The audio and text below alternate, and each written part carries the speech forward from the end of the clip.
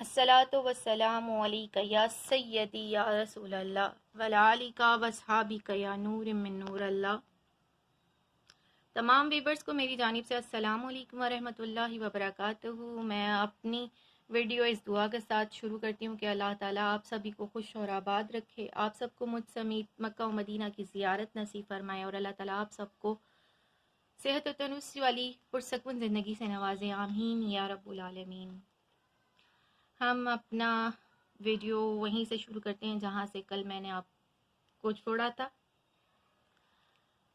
फिर जी 3 तारीख को सीटी स्कैन हुआ, तकरीबन 45 मिनट का, कि पता नहीं 1 घंटे का, मुझे अब अच्छे तरीके से याद नहीं है, लेकिन एमआरआई मुझे बहुत अच्छे तरीके से याद है। एमआरआई की टेबल पे खुदा किसी को ना लेकर जाए। एमआरआई की टेबल पे लेटे मैं 4 घंटे एमआरआई की टेबल पे लेटी हूँ। मेरा फुल बॉडी का एमआरआई हुआ था और उसके साथ साथ जो शोर हो रहा था वो मेरे दिमाग को पूरे तरीके से झुंझला रहा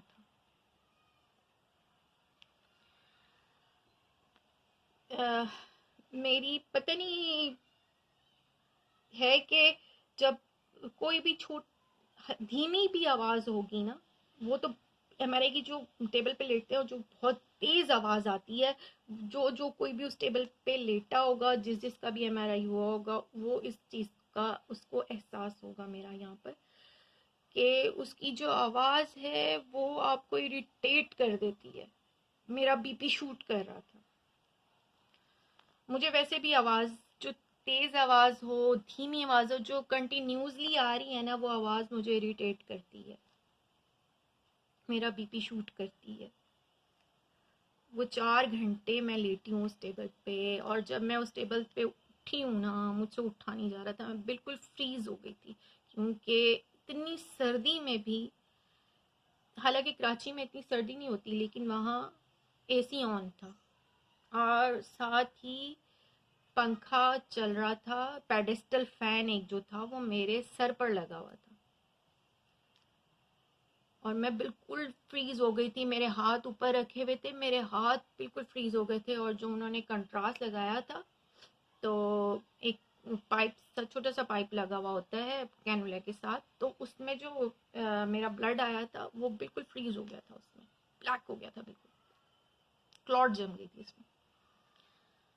खैर, फिर जी आया 10 जनवरी का दिन। 10 जनवरी को 9 जनवरी को मैं हॉस्पिटल में एडमिट हो गई थी। मेरे सारे लैब्स हुए, वहाँ पर सारे रिपोर्ट्स आ गई थी। फिर जी मेरे ख्याल में 8 जनवरी को शायद मुझे बेहोशी वाले डॉक्टर ने चेकअप किया था, तो उन्होंने क्लैरिफिकेशन दी। 9 जनवरी को मैं एडमिट हो गई। 10 जनवरी को मेरी बायोप्सी हो गई। बायोप्सी वाले दिन मेरी आइज़ बहुत ज़्यादा जो है वो रेड हो रही थी, तो मुझे डॉक्टर्स ने कहा क्या आप एडिक्ट हो, क्या आप एडिक्शन लेती हो कोई सी। मैंने कहा नहीं, मैं कोई एडिक्शन नहीं लेती, मेरे आइज़ में जो है वो रेड इसलिए हो रही हैं कि मुझे इन्फेक्शन हो रहा है आइज़ में। खैर, वो वक्त निकला, आगे बढ़े।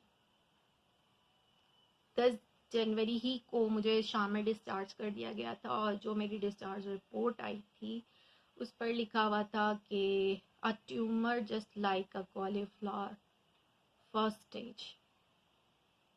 उसने हमें इंडिकेशन दे दिया था अब कुछ बड़ा होने वाला है। खैर, 25 जनवरी को हम उठे, सुबह रिपोर्ट्स कलेक्ट करने के लिए पहुंचे। वहाँ पर मुझसे आगे 3 थी, क्योंकि मेरे साथ 3 और लोगों का बायोप्सी हुआ था। उन सबको खुशखबरियाँ मिली, सबको कहा डॉक्टर ने आपके लिए खुशखबरी है, आपके लिए खुशखबरी है। मैं दूसरे नंबर पे थी, लेकिन मुझे डॉक्टर ने कहा मरियम अभी आपसे बात करते हैं, इनको हम फारिग कर लें फिर आपसे बात करते हैं। एक उनमें एक पेशेंट और भी थी, उनकी वो 3 साल से औलाद के लिए परेशान हो रही थी। तो अल्लाह ताला ने, उनके फाइब्रोइड थी, फाइब्रोइड का उनका रसौली जिसे कहते हैं, वो पानी वाली थी। उसका उनका बायोप्सी हुआ था। उनके लिए खुशखबरी मिली कि अल्लाह ताला ने आपको, जिस वक्त बायोप्सी हुई थी उस वक्त आप 2 वीक्स प्रेग्नेंट थी। वो बहुत खुशी खुशी गई वहाँ से, सब चले गए। फिर उस रूम में मैं थी, डॉक्टर थी और एक उनकी असिस्टेंट थी। मैंने कहा जी डॉक्टर। डॉक्टर ने कहा मरियम आपके लिए बैड न्यूज़ है। मैंने मुस्कुराते हुए कहा कोई मसला नहीं डॉक्टर साहब, गो अहेड। उन्होंने कहा मरियम आपको 4th स्टेज का ट्यूमर है, you have only 4 months, poorly differentiate tumour.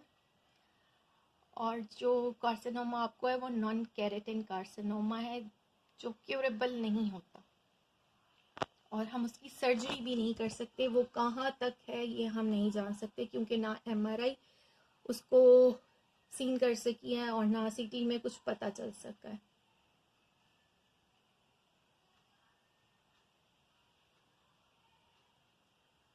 मैं खामोश थी, सुन रही थी सिर्फ।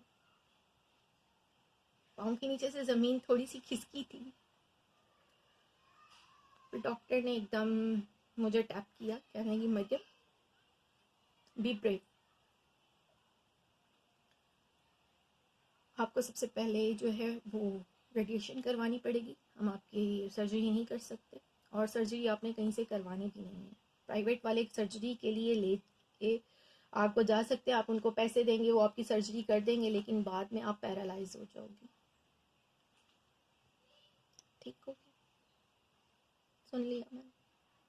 फिर कहने लगी ऐसा करें आप अपने हस्बैंड को ले आए। जब उन्होंने नाम लिया तो फिर मैं, ऐसा लगा मेरी रूह दुनिया में वापस आई। मैं जब खड़ी हो रही थी तो उस टाइम मैं सोच रही थी Mariam don't lose your confidence, अभी हिम्मत नहीं हारनी है। आतिफ बाहर जो खड़े हैं वो बहुत छोटे दिल के हैं, आपको नहीं हिम्मत हारनी है। मैंने डॉक्टर से कहा डॉक्टर मेरे हस्बैंड ब्रेडिंग कार्डिया के पेशेंट है, उनके सामने ज़्यादा मत कुछ भी बताइएगा। खैर मैं वहाँ से कॉरिडोर से निकली, पेशेंट्स के बीच में से, हॉल से होती हुई रोड क्रॉस करके आतिफ के पास गई। आतिफ ने कहा इतनी देर लगा दी, 4 घंटे हो गए तुम्हें। मैंने कहा आपको अंदर डॉक्टर बुला रही है। मैंने, और उनसे मैंने एक जुमला ये भी कहा था कि अल्लाह, कि आतिफ डॉक्टर जो कुछ भी कहेंगे आपने दिल पे नहीं लेना। मैं कागज़ पकड़े पकड़े आगे चलती चली जा रही थी, मेरे साथ साथ आ रहे थे। हम दोनों डॉक्टर के सामने बैठे। डॉक्टर ने कहा आतिफ से मुखातिब होकर, आतिफ आपकी वाइफ को 4th स्टेज का ट्यूमर है जिसे लास्ट स्टेज कहते हैं, और इसके पास 4 महीने। इसका ट्यूमर क्यूरेबल नहीं है, नॉन केरेटिन है। आगे आने वाले वक्त में इसको वॉशरूम का बैग और यूरिन बैग दोनों ऊपर लग जाएंगे।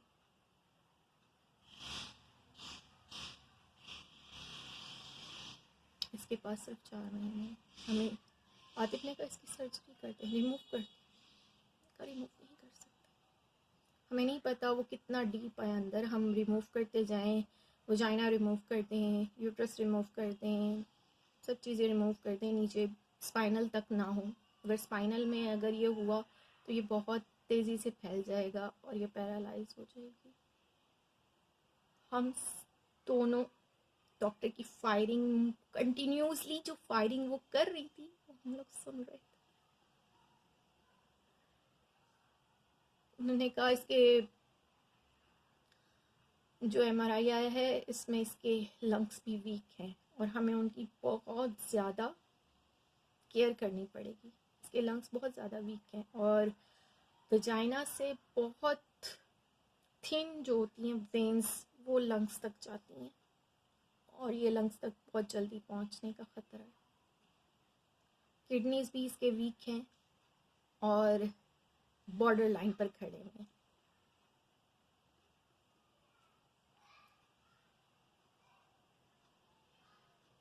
ये सब बातें मैंने डॉक्टर से सुनी थी और वो आज डॉक्टर जब भी मुझे मिलती है, डॉक्टर सामिया ऑन्कोलॉजिस्ट, मुझे सलूट करती, कहती है मरियम आपने मेरे अल्फाजों को मात दे दी, लेकिन उस मात देने के पीछे मैंने जितनी तकलीफ झेली है वो अब सोच भी नहीं सकते।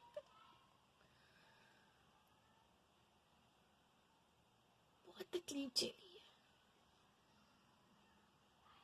और झेल रही हूँ। मैं किन तकलीफों से गुजर रही हूँ ये कोई भी अंदाजा नहीं लगा सकता। डॉक्टर कहती है you are a fighter Mariam, you are a brave. Yes I am brave, yes I am a fighter, but इसके पीछे जो तकलीफ मैंने झेली है उसने मेरी रूह को भी झुंझला दिया।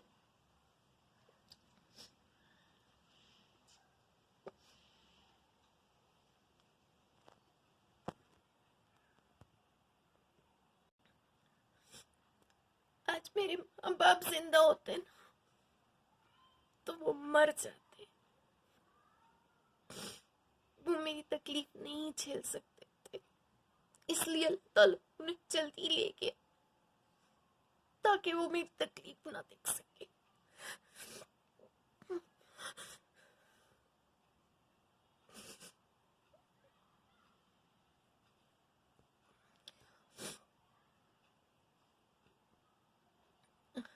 डॉक्टर ने कहा आप दोनों को बहुत हौसला करना होगा, हमने जो सजेस्ट किया है सबसे पहले इसको रेडिएशन लगेंगी, फिर देखते हैं रेडिएशन कितना असर करती है इसको, कितना कम करती है इसको, क्योंकि जो ट्यूमर है वो 12.7 सेंटीमीटर अब से आगे है, ये हम नहीं जान सकते कहाँ तक है, लेकिन 12.7 नजर आ रहा।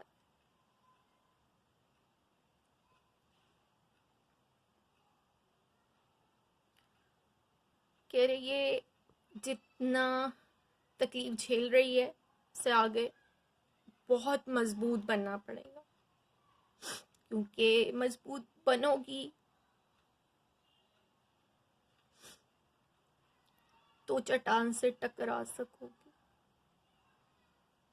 मैं रोते हुए घर आई थी, आतिफ भी रो रहे थे, मैं भी रो रही थी। घर आई सुनीला बाजी थी, मुमानी थी, उस्मान भाई, पता नहीं कौन कौन था न जाने, लेकिन मैं सुनीला बाजी से गले लग कर रोई थी, मेरी बड़ी जेठानी, कि मुझे समझ नहीं आ रहा था, इंसान हूं ना, टूट जाती हूँ, टूट गई थी, बहुत मुश्किल से तिनका समेटा खुद को। मैंने आतिफ से कहा आतिफ मुझे मौत से नहीं डर लगता, मौत को भी मौत है, हर चीज ने फना होना है, एज अ मुस्लिम मुझे मौत से कोई डर नहीं, लेकिन जो इसका खौफनाक ट्रीटमेंट है ना मुझे उससे बहुत डर है।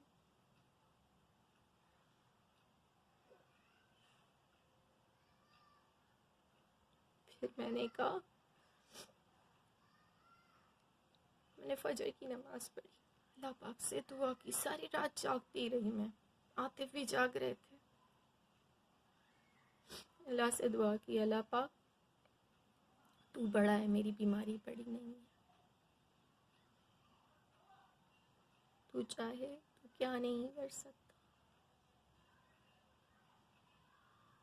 मौत से डर नहीं लगता? मौत क्या है, हर कहते हैं कि मौत को भी मौत, हर चीज़ ने फना होना है सवाए मेरे रब के। तो क्यों क्यों डरना? डर ट्रीटमेंट का होता है, cancer treatment, radiation, brachytherapy, chemotherapy, कौन कौन सी थेरेपीज हुई है मेरे से। मैं अपनी वीडियो इस दुआ के साथ ख़त्म करती हूँ कि अल्लाह ताला आप सबको खुश और आबाद रखे, आप सबको मुज़ी अमराज से दूर रखे। जितने भी लबे तम बिस्तरों पर हैं कैंसर के मरीज़ हैं, जो मुख्तलिफ अजियतों में हैं, तकलीफ़ों में, अल्लाह ताला उनकी तकलीफ़ों से उनको आज़ाद कर दे, उनकी अजियत से उनको आज़ाद कर दे अल्लाह।